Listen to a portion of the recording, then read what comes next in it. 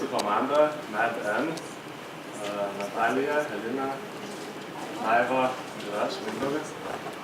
Mūsų iššūkis buvo medicinos personalo darbuotojų tarnavimo kokybė, bet po to viskas išėjo į tai, kad mes nusprendėm kovoti su jų stresu darbe.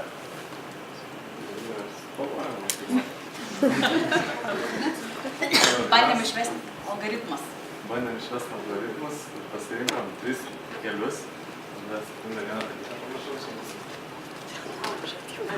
Tai pats svarbiausias dalykas visam šitam reikale. Natūros visą parengtas.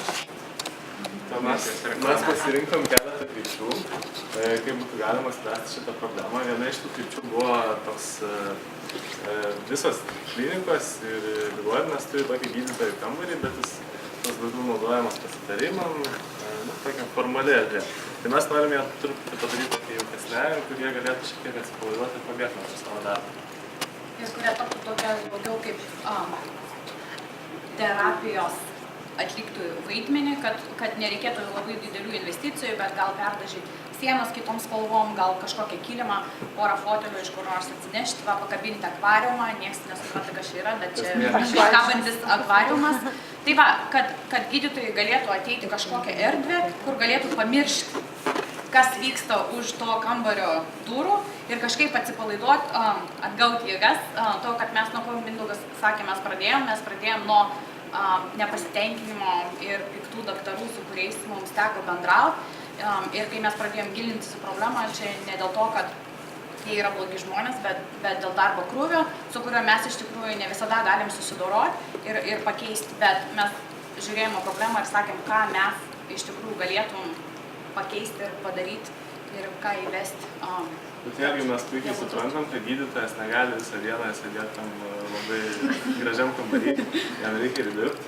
Ir gydytojai paprastai dirba be didesnių pertraukėlių.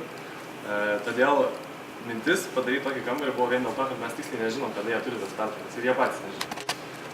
Bet dar papildomai mes norim pasiūlyti trumpas 30 minučių, sakykime, trumpus jogos užsiėmimus ar kažkokį tai sportą darbo vietoje. Paketą.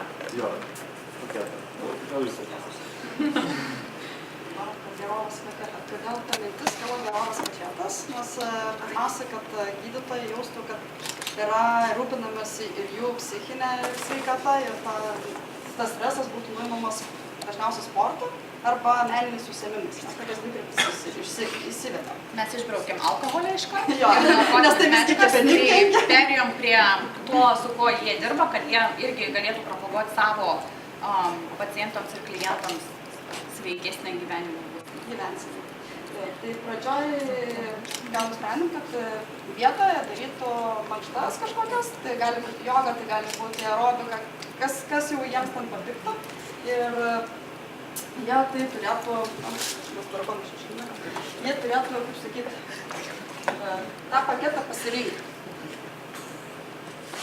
Jogas ar dar kažkas. Plus vakarais jie galėtų eiti į meno terapiją, kažkokias meninės programas. Tai pradžioj buvo tokia mintis, kaip dabar jie turėtų sužinoti apie visą šitą dalyką ir kaip jie turėtų šiame dalyke dalyvauti. Dar mes pabandėm truputį, kad juos labiau užkabinti ves tokį gamification efektą.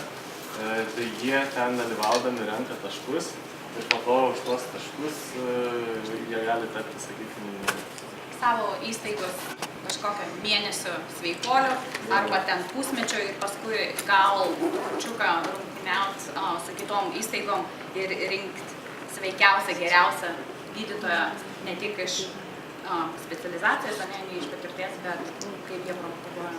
Jūs, kadangi jie patys turi vesti tą apskaitą, nors ji nėra labai didelė, bet tai yra papildomas motivatorius tai daryti. Nes niekam nepatinka pildyti formų, bet jeigu už tai gali gauti kažką, tai dar gali pasivaržyti su bendradarbiais, tai kodėl ne? Tas visas paketas yra pritaikomas kiekvienai įstaigai, tai gali būti paskui multiplikuojamas į kitas, sakykime, sritis. Nes bet kuriam darbe žmonės patiria stresą kažkokį. Tai Aišku, gydymo įstaigai tai lengviau daryti, nes jie turi savo kažkokius tai instruktorius, kineziterapeutus ar kažką tai, kurie gali pravesti pradžioj tas mankštas, turi vietą, o kad visas tą sistemą sukoordinuoti, jie turi pas save administratorius ir gali, sakyt, tos instruktorius iš savęs išsikviesti. Tiesiog savo vidinius resursus panaudoti. Kitoms įmonės galbūt čia būtų sunkiau gauti šitą instruktorių. Bet jie gal turėtų daugiau lėšų investuoti. Ja, nes viešo medicinos įstaigos truputėlį.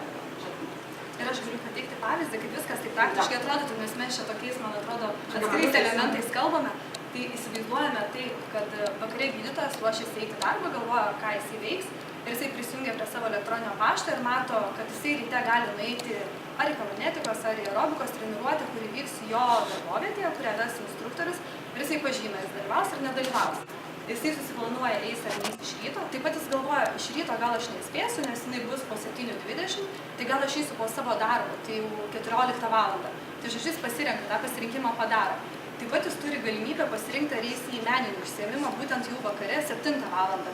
Ir į tą meninį užsiėmimą jis gali eiti su visa šeima. Tai čia būtų irgi motyvacija praleisti daugiau laiko su šeima ir prasmingai praleisti laiką. Tai jisai viską pasižymi ir tada jisai ryte jau ateina į darbą ir jisai, jeigu eina sportuoti, jų laukia instruktorius, kuris irgi vakare pasižiūrėjo, kiek žmonių dalyvauja, jisai žino, ateis ar neateis kažkas ir jų veda užsiėmimą. Ir po to, kai praeina savaitę, kita savaitė, jis visą laiką žymi, kur jisai eina, kur dalyvauja. Ir mėnesio pabaigoje įstaigos administratorė, jinai turi prieimą prie visų tų duomenų, pasižiūri, kas kur dalyvavo, kur nedalyvavo ir jinai atlieka analizę, sugeneruoja būtent, kas yra šauniausias, spartiškiausias įstaigos darbuotojas. Ir būtent tą informaciją pasinaudodama, jinai pasiūlo nominuoti tą darbuotoją kaip mėnesio sveikiausias gydytojas, ar sesutė, ar administratorė. Ir mes dar siūlėm apdovanoti tą žmogų būtent per kažkokią 5 minutę, kur visi yra priversti susirinkti aptarti darbinių reikalų, bet čia būtų dar toksai kaip priedas būtent įdomių klausimų ir būtų linksmybė, viena iš linksmybių ir būtent prie viso personalo būtų apdovanojimas tas darbuotojas kažkokiu ar dovanų čekiu į knygyną, ar dar kažkokią malonę staigmeną ir tai būtų motyvacija tiek dalyvauti toj programoje, tiek gauti būtent tą dovaną. Prie tų taškų sistemos mes irgi dar žiūrėjom, kad ne visada ir ne visi gali dalyvauti darbovietėj, pavyzdžiui, bet tada bendradarbiauti su sporto salėm, su šokio mokyklom, kad galėtų darbuotojas kažkokiom išskirtiniam sąlygom gauti pigesnį tą abonementą. Mes irgi sakom, kad paskatinti dalyvauti ir daugiau gal įvertinti, kad jie irgi kažkiek turėtų prisidėti, gal nelabai daug, bet dalyvauti ir už tos užsiėmimus, ten, už baseiną, už šokius, dar kažką, dar gauti papildomus taškus.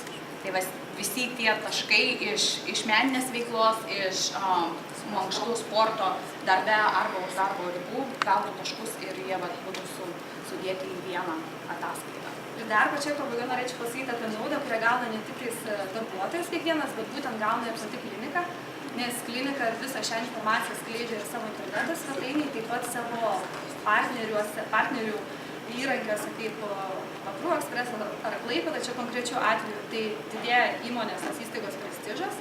Ir dar kita tokia globalesnė nauda, tai yra, kad žmonės sužino, kad reikia propaguoti sveiką gyvenseną, vaikai, šeimos, pagyvenę žmonės ir jie visi seka to pavyzdžiu, nes būtent pavyzdys geriausiai įkvepia, o ne kalbos.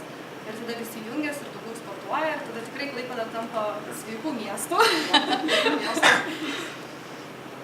Čia davai vienas gražias nuotraukas padaryti. Čia gal galim biškį